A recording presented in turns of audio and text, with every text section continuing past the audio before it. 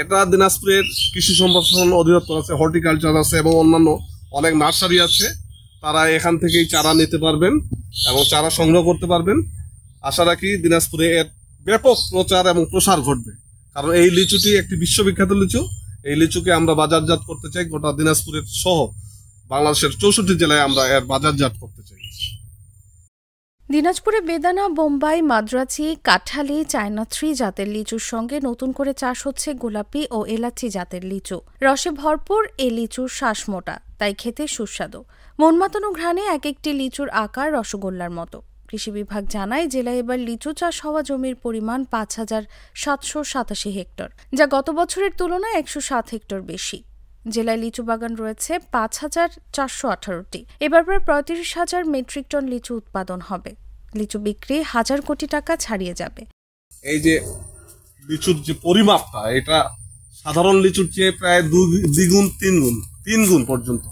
এই লিচুটি মূলত গোলাপি লিচু, বিশ্ববিখ্যাত গোলাপি লিচু। এই লিচুটি দিনাজপুরে নতুন এসেছে এবং এই লিচুটি আমরা মনে করি যে অত্যন্ত একটি আপেলের মতো, একটি আপেল সাইজ, অর্থাৎ 10টা 12টি 1 কেজি এই লিচুটি হয় এবং এর ফ্লেভারটা অন্যরকম, এর স্বাদে গন্ধে একটি এবং রসালো, খুবই রসালো একটি ফল। স্থানীয়রা জানান, সদর উপজেলার আইলিয়াপুর ইউনিয়নের মোহাম্মদপুর গ্রামের অ্যাডভোকেট জাকির হোসেনের বাগানে গোলাপি লিচুর 7টি ও এলাচি লিচুর 3টি গাছ আছে। এই লিচু আর কোথাও চাষ হয় কিনা তা কেউ নিশ্চিত করতে পারেননি। দেশে এই লিচুর চাষের কোনো তথ্য পাওয়া যায়নি। 13 বছর আগে লাগানো 10টি গাছে 3 বছর ধরে ফলন পাচ্ছেন তিনি। আমার কাছে 7টি গোলাপি লিচুর গাছ আছে এবং 3টি এলাচি লিচু, যেটা স্ট্রবেরি লিচু বলা হয়। এইরকম 7টি গাছ রয়েছে আমার, এবং এটাই দিনাজপুরের সর্বপ্রথম আমার জানা মতে। এবারও তার বাগানে 10টি গাছে প্রচুর লিচু এসেছে। বিভিন্ন কোম্পানি লিচুগুলো কেনার জন্য আগ্রহ দেখাচ্ছে। এর আগে একটি কোম্পানি সব লিচু কিনে নিয়েছিল। আগামী 7 থেকে 8 দিনের মধ্যে এই লিচু গাছ থেকে নামিয়ে নেওয়া হবে। সম্প্রতি আমাদের দিনাজপুর জেলায় আমরা দিনাজপুর লিচু বাগান মালিক সমিতি আমরা গঠন করেছি এবং সেই কমিটির আমি আহ্বায়ক, আরো আমাদের অন্যান্য লিচু বাগানের মালিকেরা।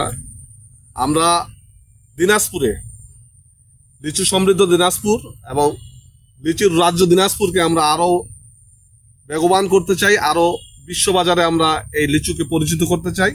আমাদের দিনাজপুরের বেদানা, বোম্বাই, মাদ্রাজি সম্প্রতি এসেছে নতুন এলাচি এবং গোলাপি, সেই সঙ্গে কাঁঠালি সহ অন্যান্য বিভিন্ন জাত রয়েছে।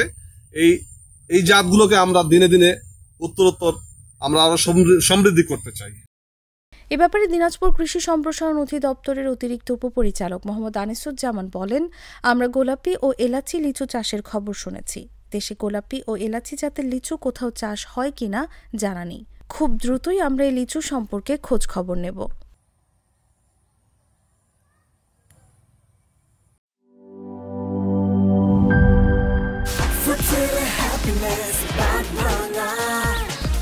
Life the fallen, my